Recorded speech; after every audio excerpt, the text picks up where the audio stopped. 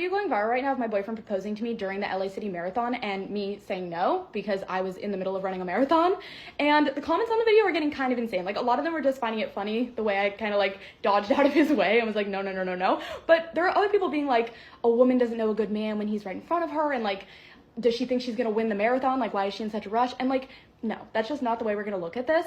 I was trying to run a sub 4-hour marathon. I've been training for this for 6 months, through injuries, through bad days, through everything. My boyfriend has seen it all. And so for him to come and propose to me at mile 14, to literally be on the course blocking me, no, that's not how we're gonna do that. So I said no. At the time, I kept running. What you don't see after this is all the things that led to us actually breaking up. He calls me on the phone while I'm running a marathon. Who calls someone who's running a marathon? I obviously declined that. I keep running. At mile 18, he's back. He's clearly emotional, and he brought his parents this time. So I'm like, okay, I guess I have to like talk him down. I am like, I'm not saying no permanently. It just wasn't a good circumstance to propose.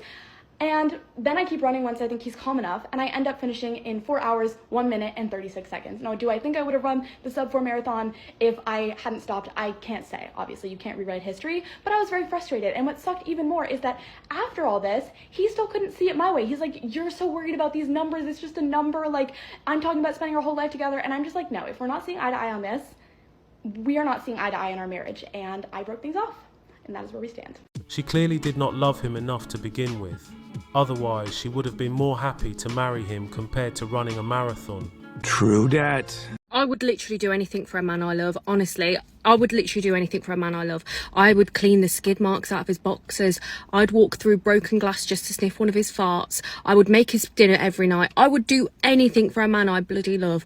All I want in return is to be loved back, to be taken out for a meal once a month, and to be bought a horse. I don't think that's too much to ask for. Regardless of her doing all of that, she still cannot find a man. Not my problem. The secret to having off-the-charts attraction with men is not all the superficial things you've been told. It's not being a size 0 and having your hair a certain way and having a bodega bag. It's something much deeper. And the great news is any woman can harness this skill. It is, when I say it, you're going to laugh. It's not caring, because when you care more than a guy cares, it creates a power imbalance. You're always initiating. You're always reaching out to him. You're always trying to prove your worth. And that to men is anti-seductive. Don't shoot the messenger. This is facts. You caring more about him than he cares about you doesn't make him want to stay with you. It makes him lazy. The human brain is wired to perceive things that are scarce as higher value. That's why Labubus are so big right now. Not because they're like special, because they are exclusive. And when he perceives you as rare, suddenly he's begging you to hang out. He's begging for your validation. And now he's pursuing you. It is literally that simple. And how do you detach from a guy that you really care about? I get this question all the time. It's very simple. You keep a roster. Until you and that man are exclusive, you are just that. You are not exclusive. And when you are dating several men, you don't have time to sink a bunch of energy into one who isn't putting effort into you. Get over the nice girl complex that tells you to feel bad about this. Men are doing this too, and believe me, they do not feel bad about it. In fact, they feel great about it. The irony is this makes all men want to lock you down. So her advice to attract men is to not care about men and to date multiple men at the same time.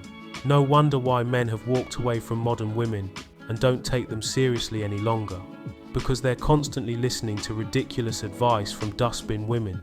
Poor, deluded females. Genuine question for men. Do you like being single? Because me, I'm not enjoying it. I want someone to love me for who I am. So, do men enjoy it? Yes, men enjoy being single, because as we've already seen in this video so far, women are not worth dating, getting into relationships with, or proposing to. No question about that. Real men of genius.